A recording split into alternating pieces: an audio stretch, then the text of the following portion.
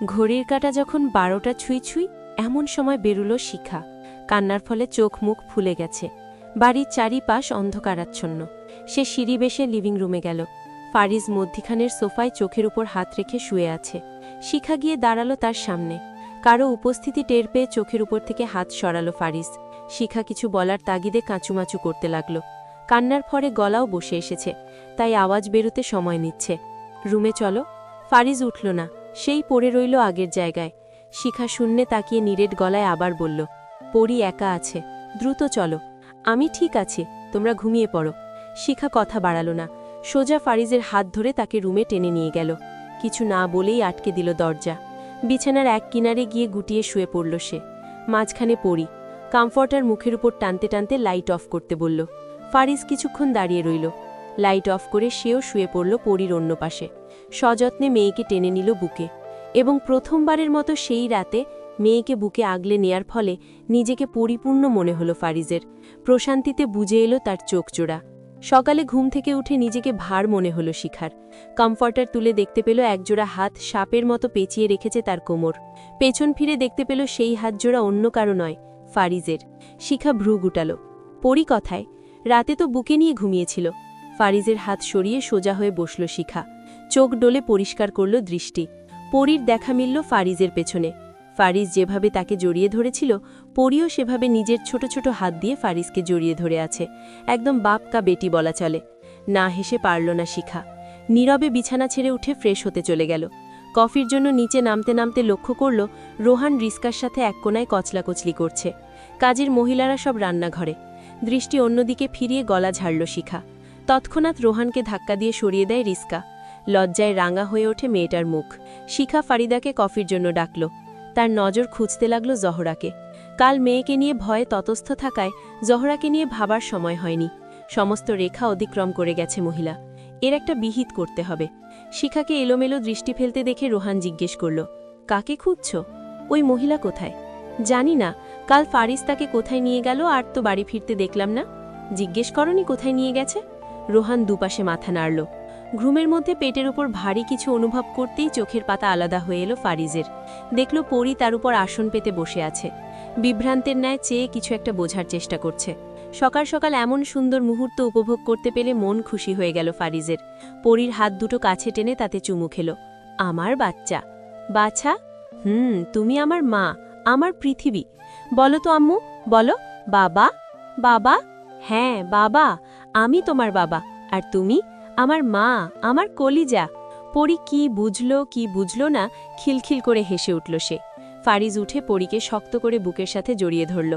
অবশেষে দুর্বিষহ বছরখানেক পাড়ি দিয়ে এমন একটা দিন তারও প্রাপ্য। দেখতে দেখতে কেটে গেল সপ্তাহখানেক। শিখা ফারিজের থেকে জহরার ব্যাপারে জানতে চাইলে তার মুখ থেকে শুধু একটাই উত্তর শোনা যায়, সে আছে। কিন্তু কোথায় আছে তা আর বলে না। ইদানিং বাপ বেটির জুটি জমেছে সেই রকম। দুজন দুজনার প্রাণ হয়ে উঠেছে। একে অপরকে ছাড়া কিছুই বুঝে না। শিখার মাঝে মাঝে নিজেকে তাদের মধ্যে তৃতীয় ব্যক্তি মনে হয়। পরির প্রতি ফারিজের ভালোবাসা দেখলে ঈর্ষাও হয় অনেক। কিন্তু যখন বুঝতে পারি নিজের মনের মনোভাব, অস্বস্তিতে পড়ে যায় সে। এখনও সে আর চোখে তাকিয়ে আছে পরি ফারিজের দিকে। যদিও তার সামনে ডজনখানেক ফাইল, অনিচ্ছাকৃত তার দৃষ্টি আটকে আছে ফারিজের দিকে। কি যত্ন আহ্লাদ করে মেয়েকে ফিটার খাওয়াচ্ছে।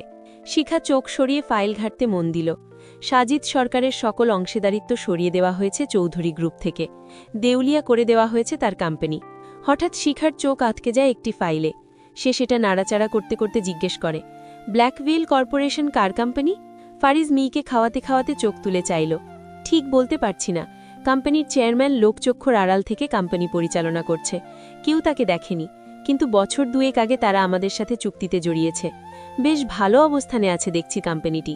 হ্যাঁ, তাদের কাছে দক্ষ কর্মী ভাণ্ডার বলা চলে। শিখা ওষ্ঠ কামড়ে ফাইলটি ঘাঁটতে লাগল।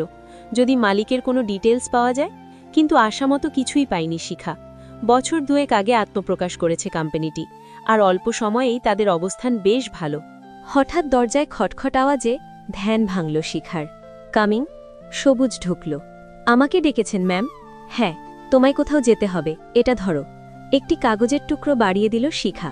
সবুজ তা হাতে নিয়ে দেখতে পেল কোথাকার ঠিকানা। সবুজ কিছু জিজ্ঞেস করার আগেই শিখা বলল, আলেয়ার বাড়ির ঠিকানা এটা। বেতনের পর থেকে সে অফিসে আসছে না, গিয়ে তার খোঁজ নাও। পারলে সাথে করে নিয়ে এসো। আমার মনে হয় সে পালিয়েছে। মুখ ফসকে কথাটা বেরিয়ে গেল সবুজের। শিখা তীক্ষ্ণ দৃষ্টিতে তাকিয়ে তার দিকে। সেই দৃষ্টিই যেন তাকে বিদ্ধ করতে যথেষ্ট।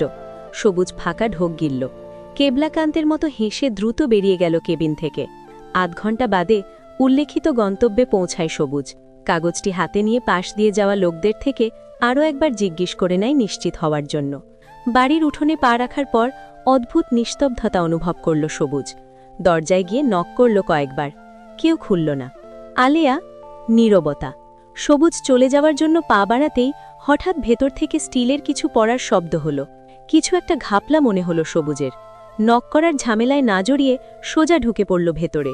সামনে দৃশ্য দেখে স্তব্ধ হয়ে গেল সে। একজন লোক আলেয়ার গলায় ওড়না পেঁচিয়ে শ্বাসরোধ করার চেষ্টা করছে। বাঁচার জন্য দাপাদাপি করছে মেয়েটা। আরে, লোকটাকে ধাক্কা দিয়ে সরিয়ে দিল সবুজ। আলেয়ার গলা থেকে ওড়না খুলে তাকে নিজের পেছনে টেনে নিল। অপরিচিত লোকটির ওপর গর্জে উঠল সবুজ। আপনার সাহস হলো কি করে ওকে আঘাত করার? লোকটি তার কথায় কান দিল না। আলেয়ার দিকে তেড়ে আসতে লাগলে আবার। মেয়েটা ভয়ে সবুজের শার্ট পেছন থেকে খামচে ধরল। লোকটি আলেয়াকে ছুতে যাবে তার আগের সবুজ তার কলার ধরে হাত ওঠা ঘুষি মারতে। আলেয়া বাধা দেয় তাকে। সবুজ রক্ত লাল চোখে তাকায় তার দিকে। লোকটি চেঁচিয়ে ওঠে আলেয়ার ওপর। নাগর আনছোস আমার পিড়াইতে? এই নাগরের জন্যে প্রতিদিন সাইজাগুইজা বেশাপানা করতে যাস? লোকটার অশ্রাব্য গালিগালাজ শুনে নিজেকে ধরে রাখতে পারল না সবুজ। আছড়ে ফেলল তাকে মেঝেতে। ওকে নিয়ে আর একটাও বাজে কথা বললে খুন করে ফেলব বলে দিলাম। আমি আমার মাইয়ারে যা ইচ্ছা কমু, তুই কেডা আমারে মানা করার? মেয়ে শব্দটি শুনে দমে গেল সবুজ। অবাক দৃষ্টিতে তাকালো আলেয়ার দিকে। আলেয়া উপর নিচে মাথা নাড়ল। লোকটি রাগে গজগজ করতে করতে বেরিয়ে গেল বাড়ি থেকে। আলিয়া সবুজকে বসতে বলে পানি দিল এক গ্লাস।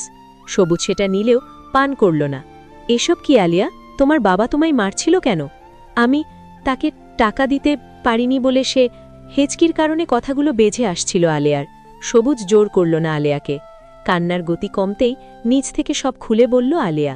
যেই লোকটি তাকে মারধর করছিল সে তার বাবা আব্বাস মিয়া। জুয়া তার নেশা। কাজবাজ কিছুই করে না। জুয়া খেলতে টাকার জন্য মেয়ের ওপর অত্যাচার চালায়। আলিয়ার মাও এই নির্যাতনের শিকার হয়ে প্রাণ হারান। ভয়ে পুলিশের কাছে যেতে পারে না আলেয়া, আর না অন্যের সাথে তা শেয়ার করতে পারে। মনোযোগ দিয়ে আলিয়ার কথাগুলো শুনল সবুজ। ভাবল কি করা যায়। এই সাংঘাতিক লোকের কাছে আলেয়াকে রাখা যাবে না। ওড়না পেঁচানোর সেই দৃশ্যটা মনে পড়লেও দমবন্ধ হয়ে আসছে তার। অদ্ভুত অনুভূতি হচ্ছে ভেতরে। যদি আরেকটু দেরি করে আসতো তাহলে বিরক্ত করার জন্য এই মেয়েটাকে হয়তো আর পেত না জীবনে। চলবে। পরের পর্বের জন্য সাবস্ক্রাইব করে রাখুন।